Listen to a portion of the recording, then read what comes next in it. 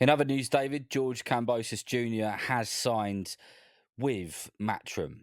He was with Top Rank.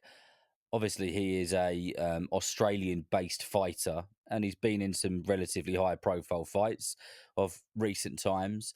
For me, this signing, more than anything, is just about Matchroom wanting to just take over globally.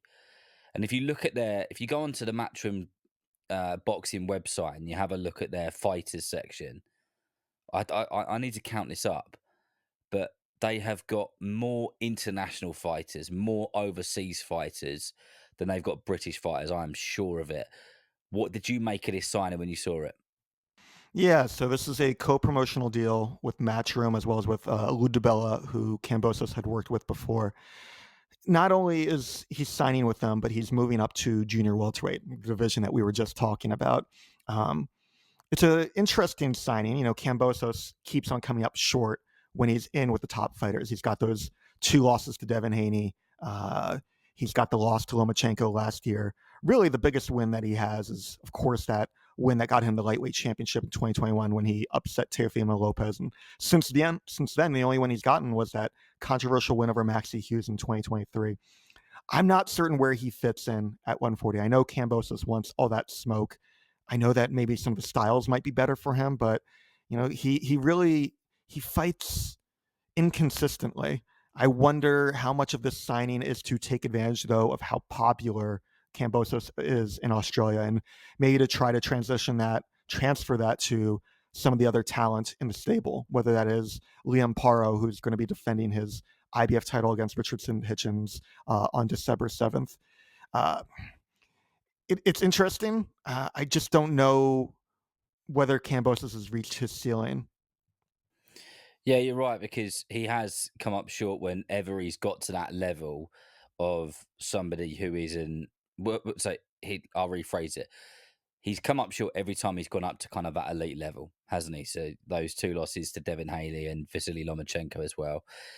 He did have a good win a good few years ago against one of our fighters, Lee Selby. I don't know how familiar you were with Lee Selby, but Lee was a great fighter. He was really, really special, and that's a better name on his record than people give him credit for.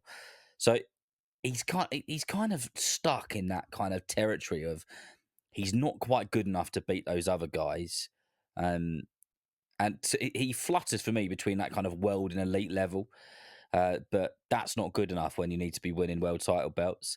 But like you go on to say about the popularity, I think it all links in because the whole thing of Matchroom is about this global domination. And he is just he's another piece to that puzzle. I'd be quite interested to see who they match him up with. And I know you rightly added in there that it's with DeBella Entertainment as well, with Lou DeBella. Be quite interesting to see where they box him. Is it going to be Australia? Is it going to be in the States?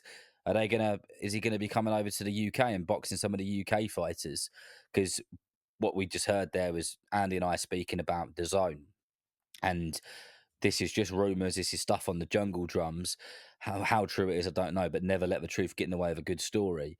Is the zone have apparently said to Matchroom and to Queensbury that they want at least 10 to 12 UK shows, like proper UK shows, arena shows from each of those promoters in a year. So if that is the case, there's a lot of headline spots to fill. And Cambosos Jr. is the sort of person you can put in with a British fighter who has got a bit of that crossover um, marketing that goes along with him, and he's in a good position really because he could fight almost anybody in the top tier and get some nice paydays.